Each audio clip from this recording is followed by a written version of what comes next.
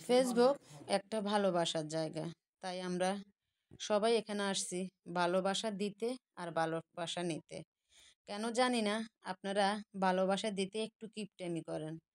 কিপটেমি করলে তো চলবে না। এখানে কিপটেমির কোনো জায়গাই নেই। এখানে আছে সবাই সবাইকে ভালোবাসা দিব, সবাই সবার থেকে ভালোবাসা আদায় করে নিব। তো সবাইকে আসসালামু আলাইকুম। সবাই কেমন আছেন জানি আলহামদুলিল্লাহ ভালো আছেন। আমিও আলহামদুলিল্লাহ ভালো আছি। আল্লাহ পাক ভালো রাখছে।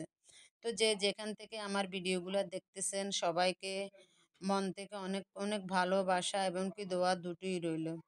তো সবাইকে কে অনেক অনেক ভালোবাসা জানাই।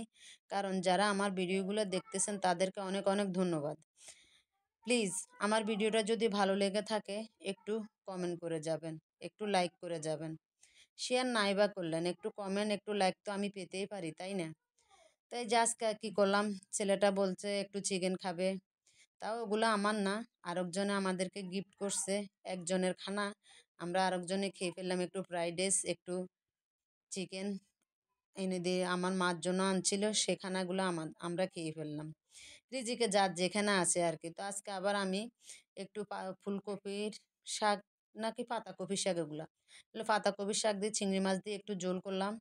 একটু এই সিমের বিচি দিয়ে, একটু বেগুন দিয়ে, মাছ দিয়ে ঝোল করলাম। সব কিছু নিয়ে আপনাদের সাথে শেয়ার করলাম। কারণ আপনারা তো আমার ফ্যামিলিরই একজন, তাই না? আমরা সবাই তো সবার আপনজন। আপনজন না হলেও আমরা ফেসবুকে এসে সবাই সবার আপন হয়ে গেলাম। সবাইকে সবাই অনেক ভালোভাবে আমরা চিনতে পারি। কারণ ফেসবুক ভালোবাসার জায়গা, এই কারণে। তো এই যে আমি পাতাকপিটা ঝোলটা বসাই দিলাম। এখানে একটু চিংড়ি মাছ দিলাম, বড় বড় দেখে একটু চিংড়ি মাছ দিলাম। এখন তো চিংড়ি মাছ একটু সস্তা আছে, আমরা সবাই বেশার কম কিনে খাইতে পারতেছি। শীতকাল যেহেতু সব কিছুর একটু দাম কমে গেছে, ওই জন্য খেতে পারতেছি। তারপরেও বলবো আল্লাহর দরবারে অনেক অনেক শুক্রিয়া, আলহামদুলিল্লাহ জানাই। তো যে আমার শাকটা শেষের পর্যায়ে হয়ে গেছে। তো যদি ভিডিওটা যদি একটু এখন কেন জানি না শীতকালে ধুমার কারণে আমার ভিডিওগুলো একটু ফিকুলিয়ে হয়ে গেছে। প্লিজ তারপরে একটু দেখে নেবেন। তো যেমন মাছের কালারটা মাশাল্লাহ, বেগুনের কালারটা অনেক সুন্দর আসছে, দেখে অনেক ভালো লাগতেছে। যেমন ভালো লাগতেছে এমন তরকারিটা খেতে অনেক স্বাদ হয়েছে মাশাল্লাহ।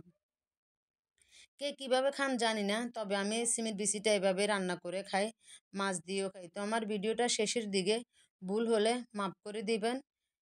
ভুল ত্রুটি মানুষের হতে পারে, তাই না? তো আজ এ পর্যন্তই। সবাইকে আল্লাহ হাফেজ। সবাই ভালো থাকবেন।